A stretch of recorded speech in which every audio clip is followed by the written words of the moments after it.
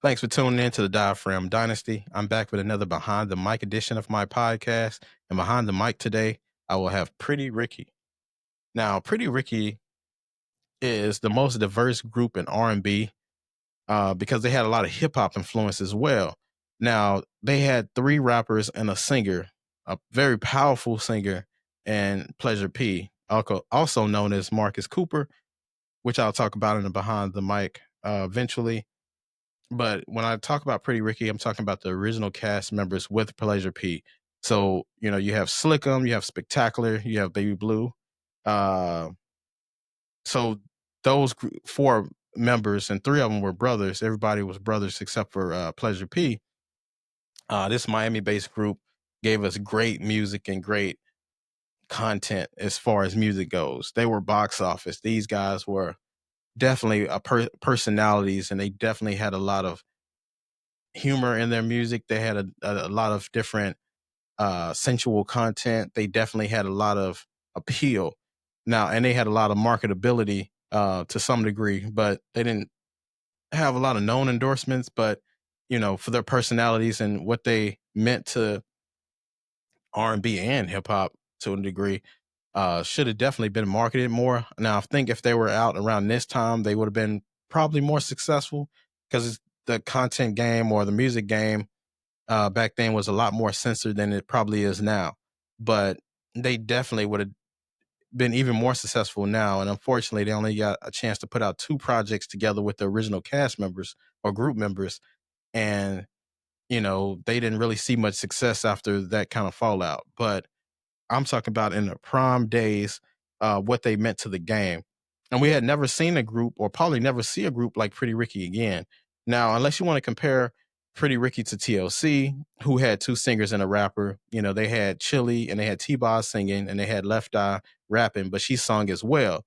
But or you want to talk about Edition, or somebody like that. New Edition had rap elements into their music, and or BF Bell DeVoe, one of those type of groups had that hip hop type feel in it. But this group had pure rappers who just rapped, and then somebody who usually sung on the hook, which was Pleasure P. So there's no other group that had that that makeup in their group.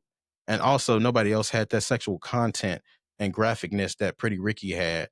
They were very vulgar and descriptive with their content and lyrical content. So most people won't have that, especially being that commercially successful. There have been other artists who had that same lyrical content, but they never made it to the mainstream. Pretty Ricky was able to do that in a time where it was unheard of. So that showed you how good their music was. They were undeniable. You had to put them on the radio. You had to make music videos. You had to do tours with them and things like that. So they had the unique ability to defy the odds against what their content was, and still be able to be successful and marketable to some degree, because they did make a lot of radio play and a lot of music videos on MTV, BET, wherever they were playing music videos at the time.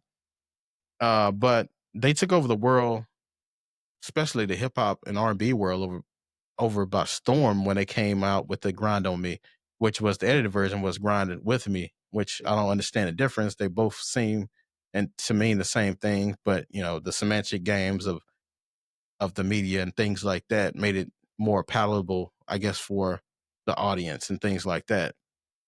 But this song, you know, the production was excellent, the singing was great, and Pleasure P, in my opinion, made the group, because we can get rapping all the time, but you don't get powerful singing like that all the time.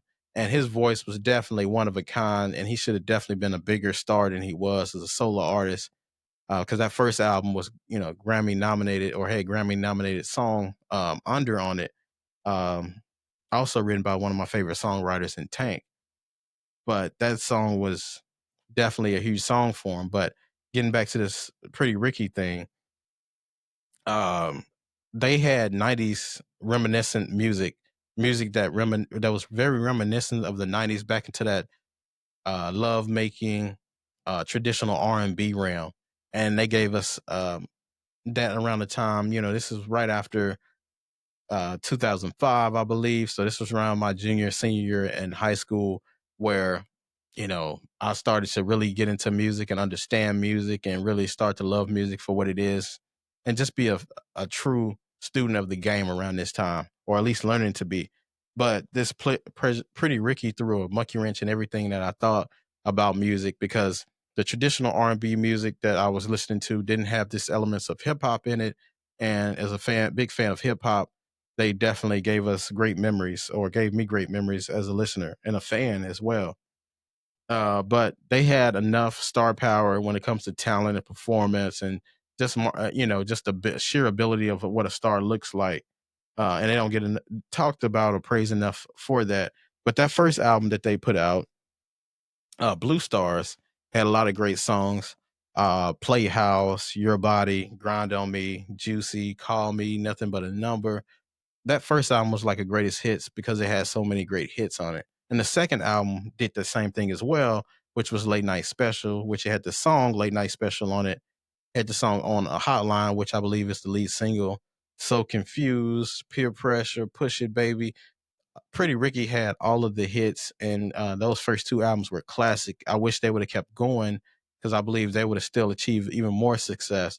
But as far as being able to defy the odds, Pretty Ricky was similar to, what Uncle Luke and the Two Live Crew did back in the day, being able to, get through a censor barrier, pun intended, to be able to, defy the odds of what the traditional sound is and what was accepted in the media and in the in the mainstream world. They were able to bypass all of that and give us great music as well. So they had that classic sound that you probably won't hear again, at least not in this generation. But um, yeah, just great music, and being led by uh, Pleasure P at the time, who had a definitely a unique sound that it sounded like he grew up in the church or something, just from the power of his voice and what he can do musically. So if you definitely haven't heard Pretty Ricky, definitely check them out. Classic group. Uh, really can't be defined by a genre, because they list them as R&B, but they had a lot of elements of hip hop in their in their music. So, but if you haven't heard it, definitely check it out. Remember to continue to like, subscribe, and support the content. And as always, until next time, I'll see you next time.